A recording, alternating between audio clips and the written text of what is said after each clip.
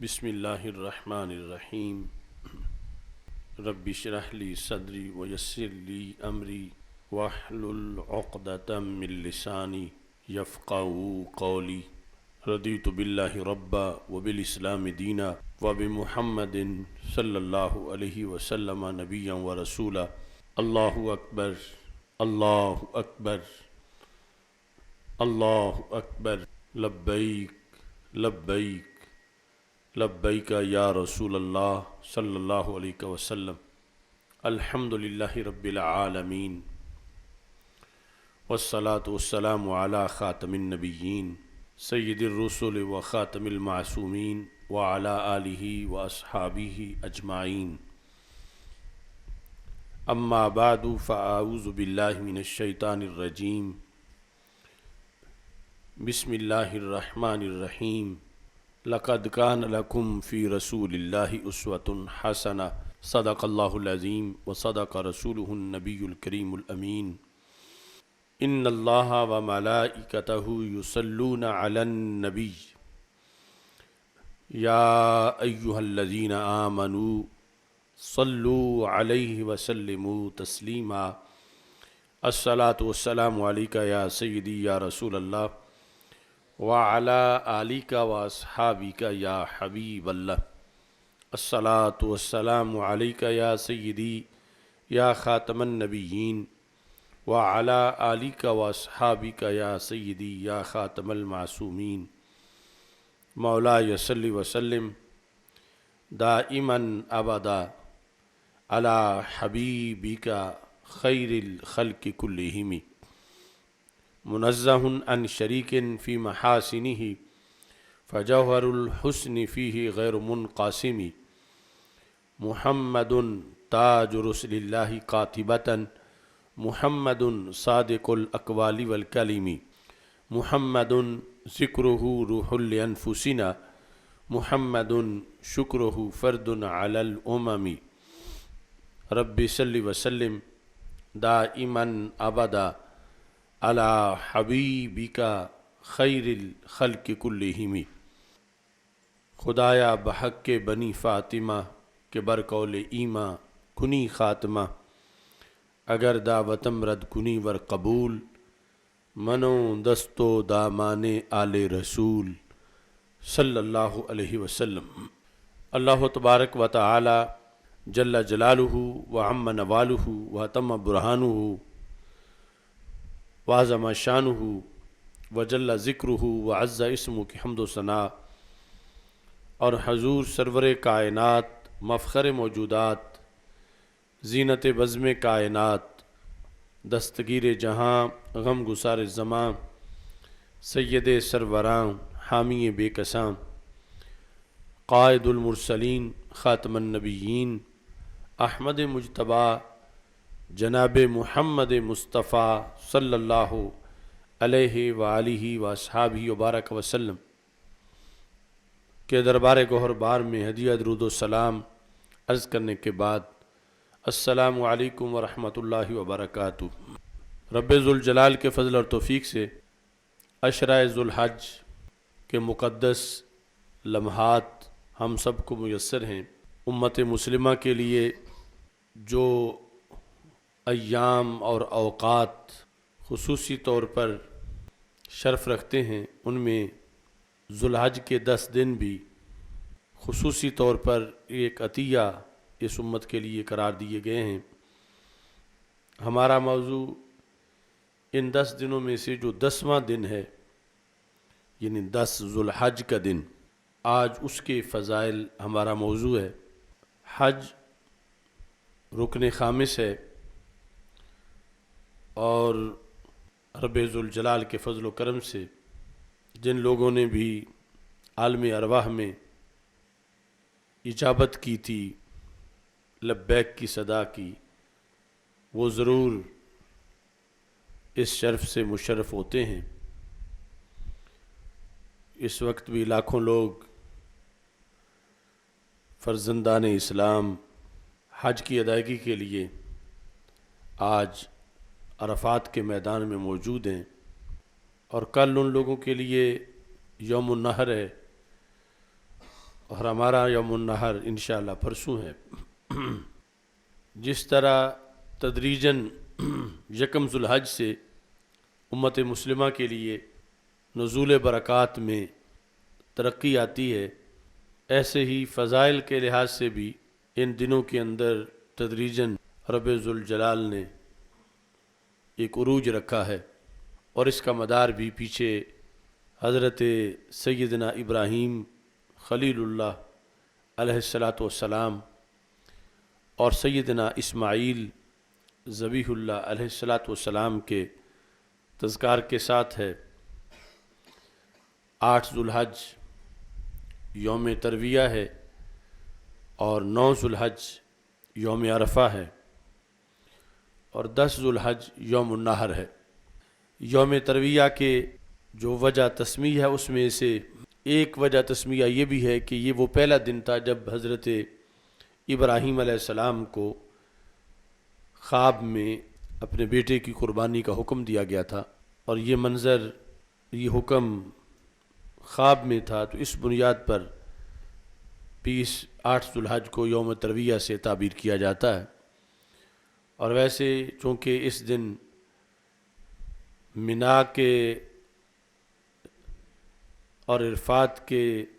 لحاظ سے پانی کا اہتمام اس وقت کی جو انتظامیہ ہوتی تھی ان کے ذمہ ہوتا تھا،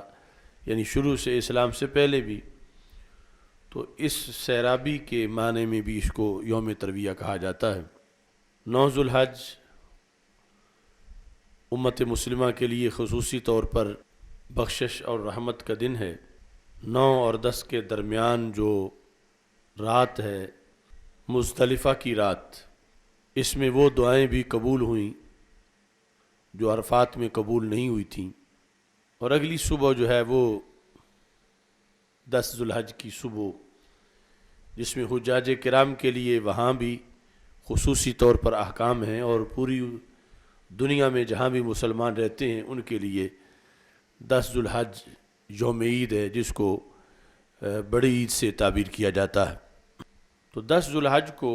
حج کے ایام میں سب سے بڑا دن ہے، یعنی یہ یوم اکبر ہے ایام حج میں۔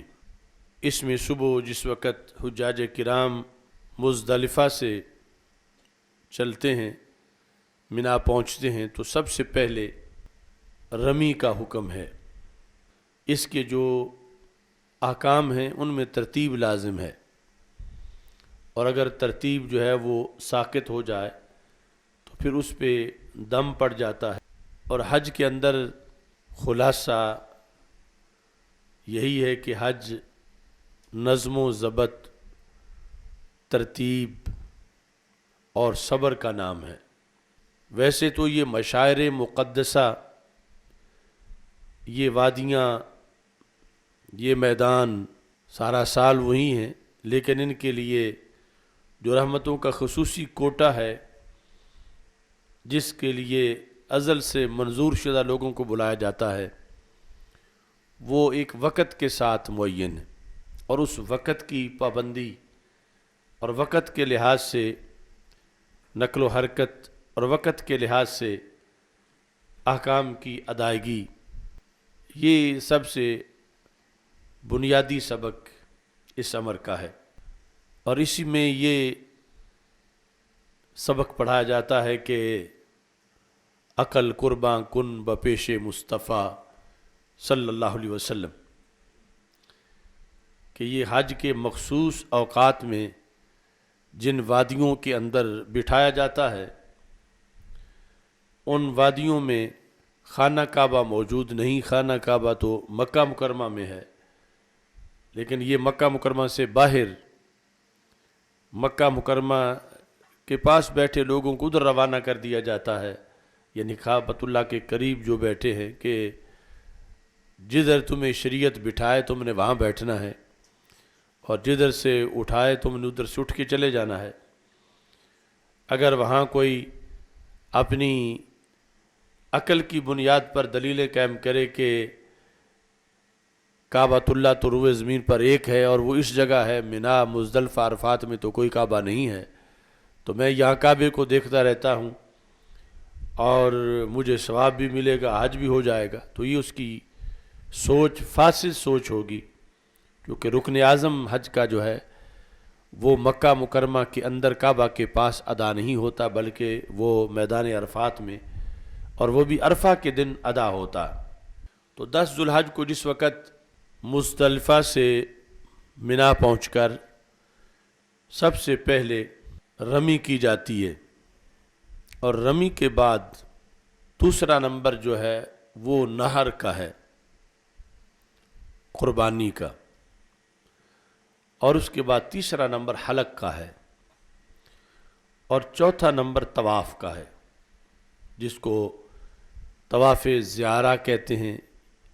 یا طواف رکن کہتے ہیں، یا طواف افاضہ کہتے ہیں۔ تو ویسے تو حج کے مہینے ہیں، مہینوں میں سے پھر یہ عشرہ ذو الحج ہے، اور عشرہ ذو الحج میں پھر یہ جو 10 ذو الحج ہے یہ بطور خاص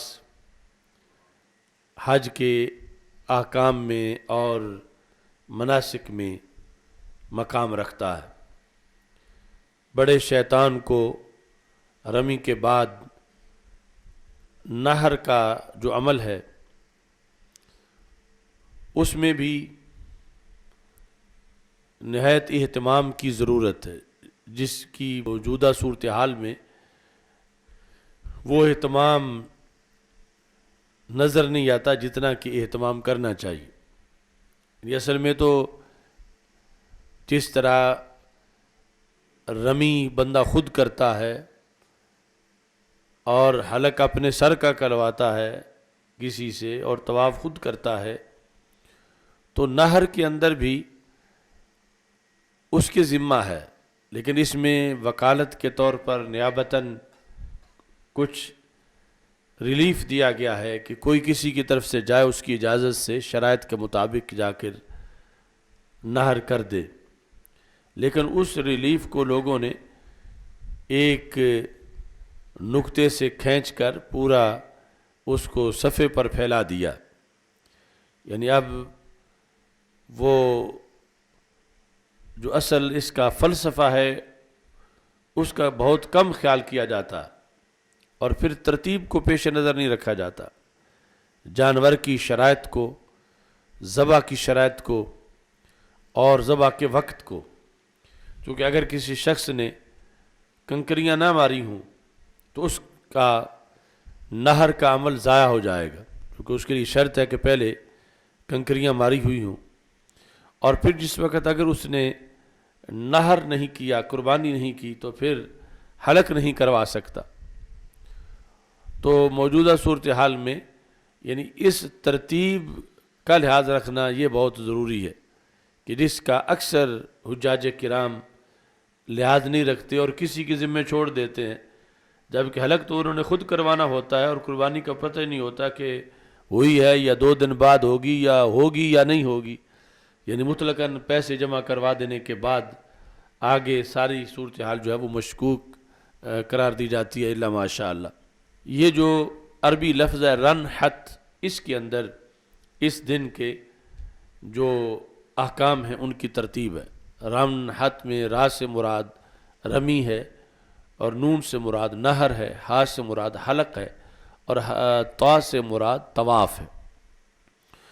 اور یہ طواف اس دن ہو جائے تو اچھا ہے، خصوصی طور پر انوار و تجلیات کا یہ دن ہے، لیکن اس دن اگر نہ ہو تو پھر بھی قضا نہیں ہوتا، رات کو بھی کیا جا سکتا ہے، اگلے دن بھی کیا جا سکتا ہے، اس سے اگلے دن بھی کیا جا سکتا ہے، لیکن پھر اگر نہ ہو تو پھر جو ہے وہ طواف کرنا بھی لازم ہوتا ہے اور دم بھی پڑ جاتا۔ تو یہ یعنی وہاں کے لوگوں کے لحاظ سے یہ نہایت اہم دن ہے 10 ذو الحج، اس بنیاد پر کہ اس کے اندر ایک تو جو عرفات سے ہو کر مزدلفہ سے پھر واپسی ہے وہ ایک بڑا تھکاوٹ کا عمل ہے، اور پھر آگے جو ترتیب ہے اس کو پیش نظر رکھتے ہوئے سارے مناسک کو ادا کرنا، اس میں بھی خصوصی طور پر جو ہے وہ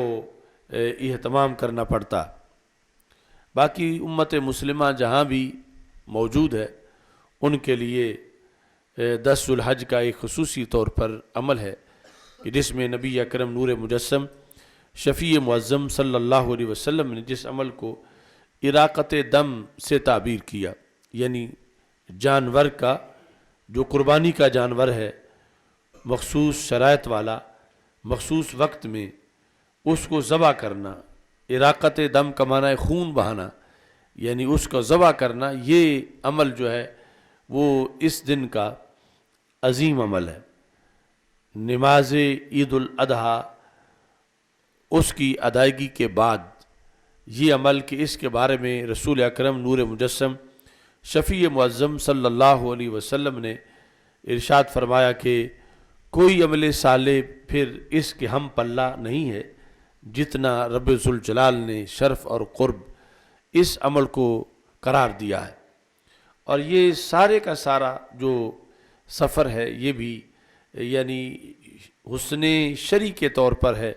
کہ رب ذوالجلال کا حکم ہے اور اس کے مطابق جو ہے اس کو جو ہمارے لیے ڈبل سنت ہے،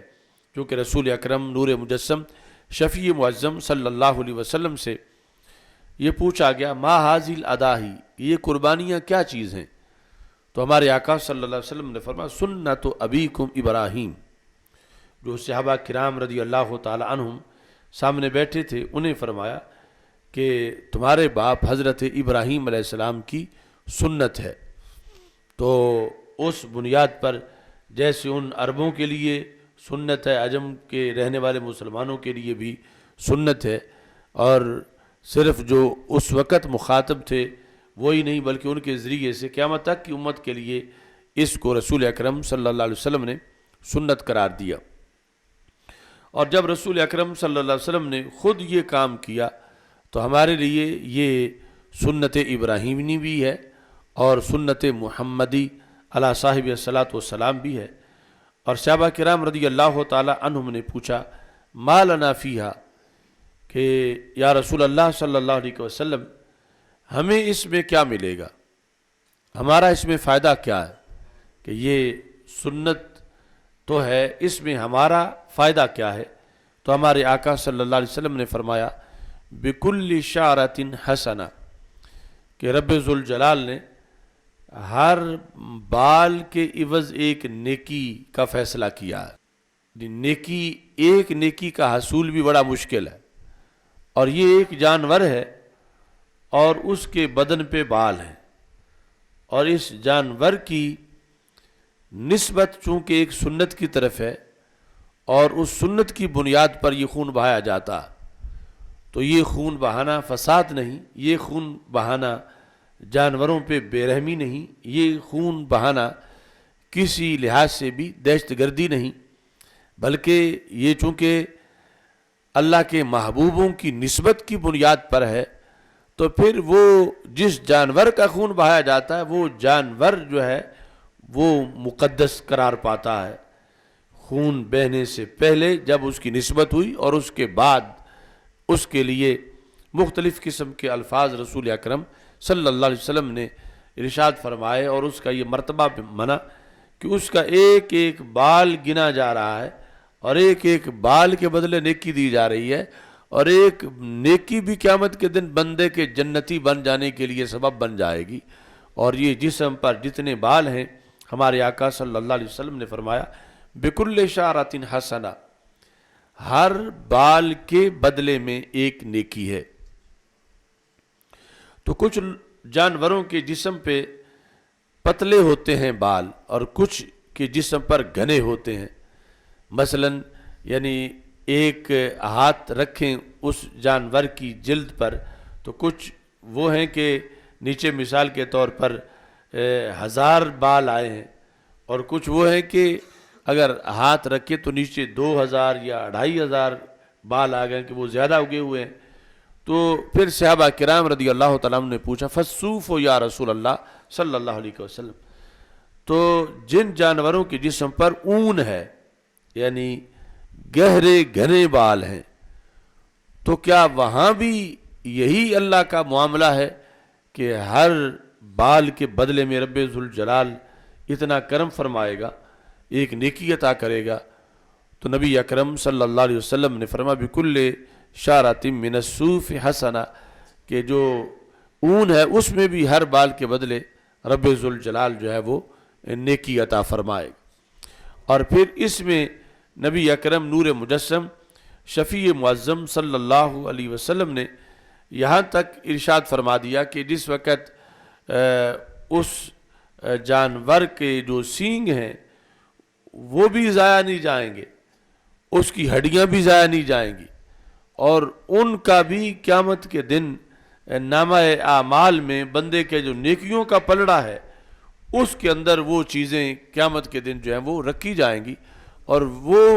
بھی بندے کے پلڑے کو بھاری کرنے کے لیے جو نیکیوں کا پلڑا ہے اس کو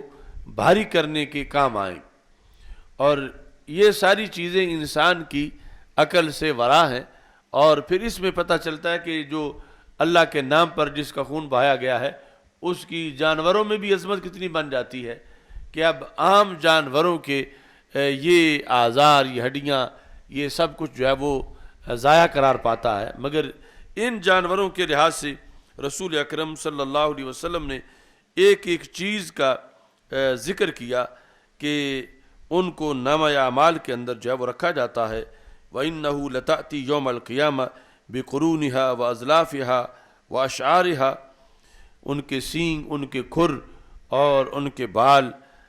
ان سب کا جو ہے وہ قیامت کے دن جو ہے اہتمام کیا جائے گا۔ وَإِنَّ الدَّمَ لَيَقَعُ مِنَ اللَّهِ بِمَكَانٍ قَبْلَ أَن يَقَعَ إِلَى الْأَرْضِ، زمین پر خون ٹپک میں کے بعد میں گرتا ہے لیکن یہ اللہ کے دربار میں پہلے مقبول ہو جاتا ہے۔ یعنی زمین، حالانکہ اس کی گردن سے زمین تک کا فاصلہ تھوڑا سا ہے، 2 بالشت ہوگا یا 3 بالشت، جب اس کے لٹا کے اس کو ذبح کیا جا رہا ہے، مگر وہ اللہ تعالیٰ کو اتنا پسند ہے کہ ان الدم لیقع عند اللہ بمکان قبل ان یقع الی الارض، زمین پر پڑنے سے پہلے رب ذوالجلال کے ہاں اس کو خصوصی طور پر مقبولیت کا یہ مرتبہ ملتا ہے۔ اور ہمارے آقا صلی اللہ علیہ وسلم نے یہ بھی ارشاد فرمایا حسنوا دہایاکم فإنہ علی الصراط مطایاکم، کہ اپنی قربانیوں کو کی دیکھ بھال کرو اور اچھے طریقے سے ان کو رکھو، کیونکہ قیامت کے دن پل صراط پر یہ تمہاری سواریوں کا کردار ادا کریں گی، یہ تمہاری سواریاں ہوں گی، مطایاکم یہ تمہاری سواریاں ہیں۔ تو ایک طرف پوری پل صراط پر گزرنا بندے کے لیے مشکل ہوگا کہ تلوار سے تیز اور وہ بال سے باریک، اور دوسری طرف یعنی یہ ان قربانیوں کا اعزاز ہے کہ ان کے لیے وہ پل صراط چوڑا بھی ہے اور ان کا اہتمام بھی ہے کہ ان کو اعزاز سے وہاں پر گزارا جائے گا۔ تو یہ بندہ مومن کے لیے چونکہ دنیا آخرت کی کھیتی ہے، تو اس میں یہ اہتمام رکھا گیا ہے کہ یہاں یہ اپنا پیسہ لگا کر ایک سنت جو ڈبل سنت ہے اور حکم کے لحاظ سے واجب ہے، جب اس کو ادا کرے گا تو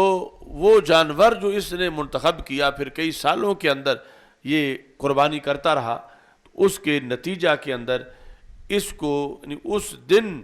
وہ آسانی ملے گی جس دن یعنی معمولی سی آسانی کو بھی بڑا سمجھا جائے گا، اور یہ آسانی تو بہت بڑی آسانی ہے کہ پل صراط سے گزرنے کے لحاظ سے جب اس کی قربانی اس کے لیے سواری بنے گی، اور پھر اس قربانی کے لیے کوئی پھسلنے کا خطرہ نہیں ہے کہ اس کو اللہ کے رستے میں پیش کیا گیا، اور اللہ کے رستے میں ہونے کی بنیاد پر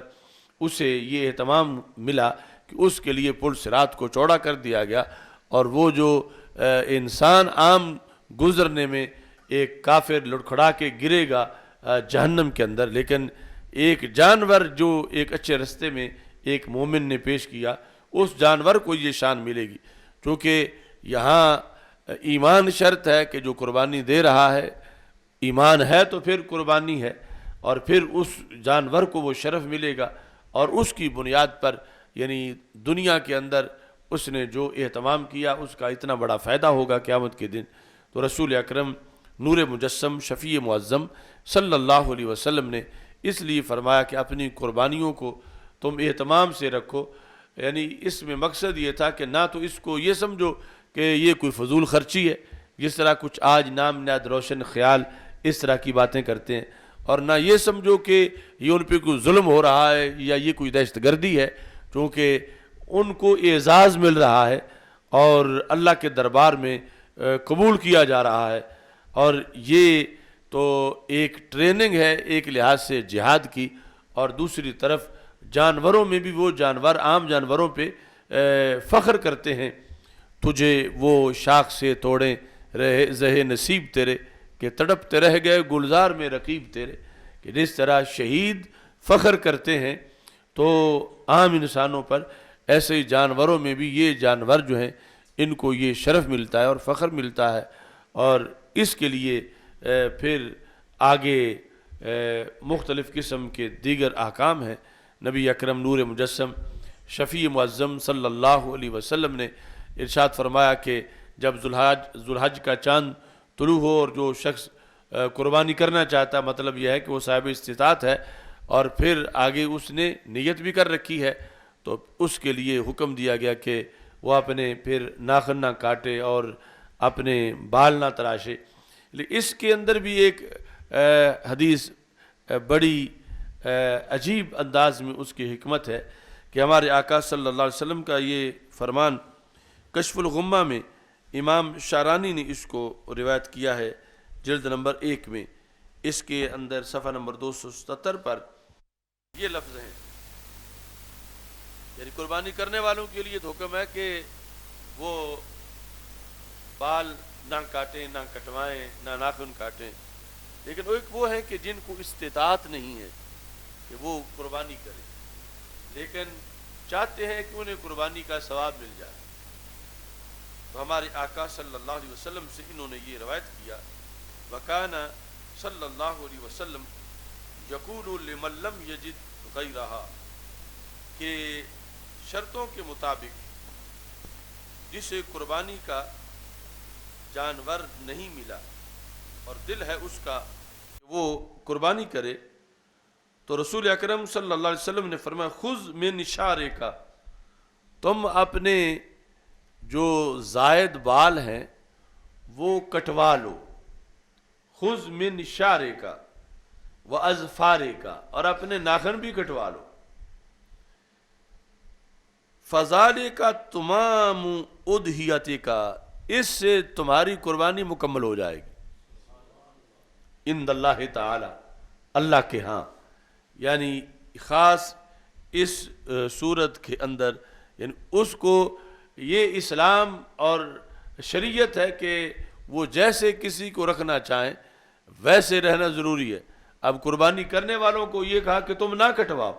اور ادھر نبی اکرم صلی اللہ علیہ وسلم نے یہ ارشاد فرما دیا، اصل میں یہ حکم تھا کانا ینہا عن التضحیۃ بالمنیۃ الانثی، کہ دودھ دینے والی بکری ہے یا گائے ہے یا بھینس ہے اور وہ کسی کو کسی نے تحفے میں دی ہوئی ہے اور وہی اس کے پاس ہے اور وہ دل اس کا کرتا ہے کہ میں اس کی قربانی کر دوں، تو وہ یقول، تو رسول اکرم صلی اللہ علیہ وسلم نے فرمایا کہ اس کی قربانی تم نہ کرو،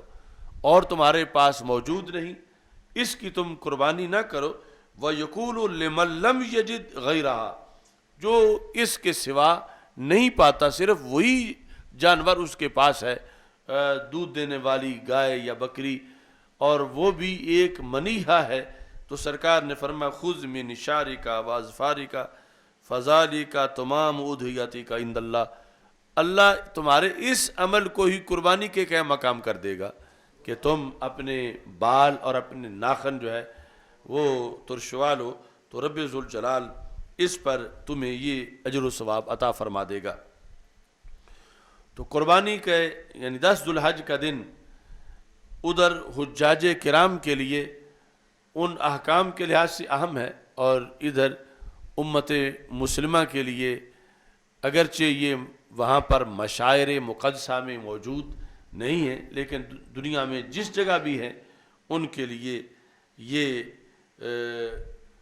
جو ایام نحر ہیں ان میں سے پہلا یوم نحر ہے، اور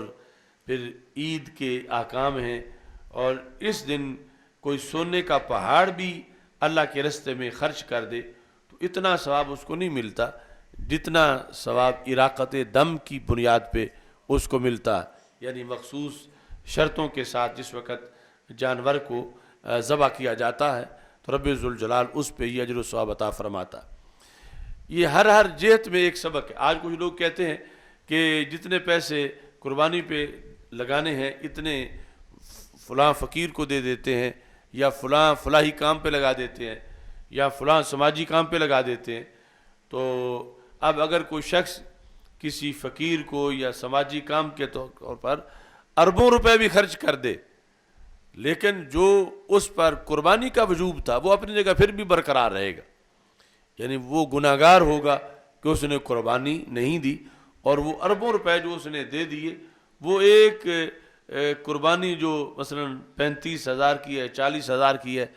یا وہ جو قربانی کا حصہ ہے 20-22 ہزار کا، وہ اربوں روپے اس کے قائم مقام نہیں ہوں گے، کیونکہ یہ جو تھوڑا سا حصہ ہے اس پر اس سنت کی مہر لگی ہوئی ہے جس کو سنت ابراہیمی کہا جاتا ہے، جس کو سنت محمدی صلی اللہ علیہ وسلم ہونے کا اعزاز حاصل ہے۔ تو اس بنیاد پر یعنی ہمارے نزدیک شریعت میں حسن و قبا وہ شرعی ہے اور عقل اس کے تابع ہے۔ عقل کا فیصلہ وہ جس کو عقل حسین سمجھے، ضروری نہیں شریعت میں بھی اس کو اچھا سمجھا جاتا ہو، لیکن جس کو شریعت اچھا قرار دے رہی ہے تو عقل کو دم مارنے کی مجال نہیں کہ عقل اس کے آگے کھڑی ہو، کہ وما كان لمؤمن ولا مؤمنة اذا قضى الله ورسوله امرا ان يكون لهم الخيرة من امرهم۔ کسی مومن مرد اور عورت کے لیے یہ جائز نہیں ہے کہ جب اللہ تعالیٰ اور اس کے رسول صلی اللہ علیہ وسلم کی طرف سے کوئی حکم آ جائے تو مومن اپنی طرف سے کوئی رائے پیش کرے یا اپنی طرف سے کوئی موقف بنائے کہ یہ یوں ہونا چاہیے، یہ کسی کے لیے جائز نہیں، چونکہ یہ ایک لحاظ سے بہت بڑا کفر ہے اور اسلام پر بہت بڑا حملہ ہے۔ تو اس لیے سارے احکام کے اندر مسلمانوں سے یہ ٹریننگ کروائی جاتی ہے بار بار، مثلا عید کے دن کھانا کھلا کے کہ روزہ نہیں رکھنا، اگر روزہ رکھو گے تو اللہ کی ضیافت سے اعراض ہوگا کہ تم نے رب کی دعوت کو معاذ اللہ اس سے اعراض کر دیا، اور جو دن ہے روزے کے ان میں روزہ رکھوا کے ہر حکم کے اندر، یعنی عقل کہیں اور جانا چاہتی ہے بہت سے احکام میں تو شریعت اس کو آگے سے روکتی ہے۔ اب عقل اگر شریعت کی مان لے تو پھر دونوں جہان میں بہتری ہے، اور اگر عقل جو ہے وہ شریعت سے بغاوت کرے تو پھر حکم جو ہے وہ شریعت کا چلے گا، جو کہ واضح طور پر قرآن مجید برہان رشید کے احکام موجود ہیں۔ تو آج جو لبرلزم ہے وہ یہی فساد اور خرابی ہے کہ شریعت کے مقابلے میں عقل کو کھڑا کیا جا رہا ہے۔ شریعت کے مقابلے میں اصل جو عقل شریعت کے مقابلے میں کھڑی ہو وہ عقل نہیں ہوتی، وہ بے عقلی ہوتی ہے، لیکن وہ اس کو عقل سے تعبیر کرتے ہیں،